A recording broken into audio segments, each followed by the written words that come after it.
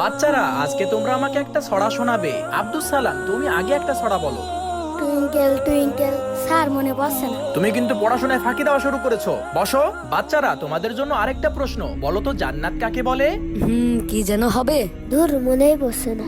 Sir আমি বলতে পারবো, বলবো? চুপ করো। যে একটা ছড়া বলতে পারে না জান্নাত কাকে বলে সেটা বলবে। এই শোনো, তোমাদের আজকের মতো ছুটি, বাড়িতে যাও। আর শোনো, কালকে বাড়ি থেকে আসার সময় জান্নাতের মাটি নিয়ে আসবে, ঠিক আছে? জি স্যার। তোমরা কি জান্নাতের মাটি নিয়ে এসেছো?